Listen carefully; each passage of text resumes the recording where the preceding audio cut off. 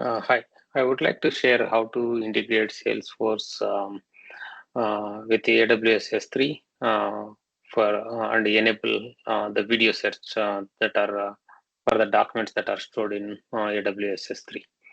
So if you see here, I'm in Salesforce, a trial arc, and I have enabled Einstein, as you can see.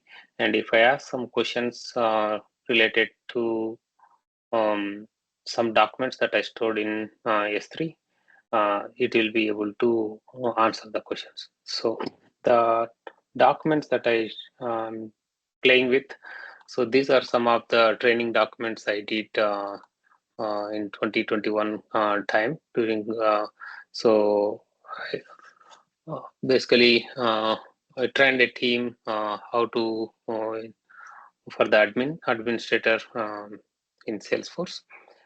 So, there are multiple things that we discussed during the training, and some of those would be how the Salesforce overview, and also how to create training arc, and how to enable lightning experience, and how to troubleshoot user login issues, and how to enable currency conversions, and yeah, so those kind of things we discussed. There are quite a lot there that we discussed, but I took these guys, some of these videos, and I uploaded into S3, and I was able to create vector uh, indexes into Salesforce Data Cloud, and was able to get this working. So now let's see some questions and how we get some of those answers.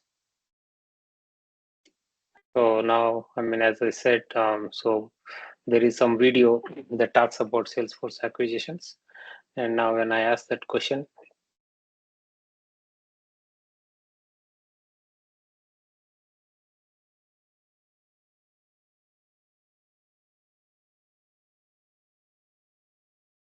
it is able to go to that particular video, and it is able to get those MuleSoft, Tableau, Slack, and Demandware, and those integrations that we have seen in the video. Uh, so some of these it was able to pick it up from that.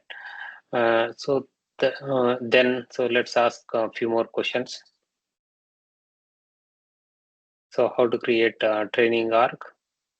So as it is trying to get the answers, as I showed earlier. So basically, it is. The video has some steps how to create, and basically essentials for new admin, and so that's exactly it is able to pick up from the audio, and it is able to show that information as well. Now let's ask a few more questions. So how to enable lightning experience? Now, one of the videos is talking about that. This is the training day two video. So how to enable, how, it has to go to lightning experience transition assistant. And so that's exactly what it is going after. And now, so let's ask one more question. Actually, it is able to pinpoint to that document also in S3, and it is able to show that reference also. That's how to troubleshoot login issues. And now, obviously, so as I showed earlier, so there is another video for troubleshooting the training day three. So we talked about that. So, yeah, it is able to go get that information, and also it is able to say the time frame where that particular thing is talked about, and those things.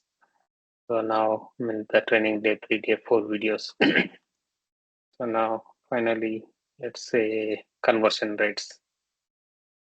And again, so as I showed earlier, so there is some in video 4, we talked about the conversion rates. So now it is trying to get that information. Yeah, manage currencies and setup. So basically it is talking about all that stuff. And it is actually able to say admin training day 4 video. And those are the videos. I mean, even though I showed the YouTube thing, but the same videos I downloaded and uploaded into S3, and it is able to get that information and it is able to serve it. And I mean, if you really see, there is a lot of power in it. So we have some documents. I mean, obviously, we will share a lot of these video documents and all, and we are able to enable the end users in Salesforce to get that information and self-serve.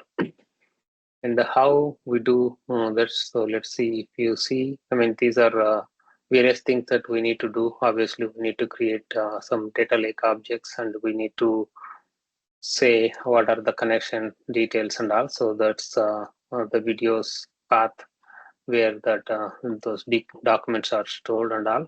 And then we need to create this search index. Basically, this because of this, so the chunks and the indexes will be created. And then finally, we need to also create the search retriever. And this search retriever can be utilized within the prompt builder. And so then once we have prompt builder, we can create an agent.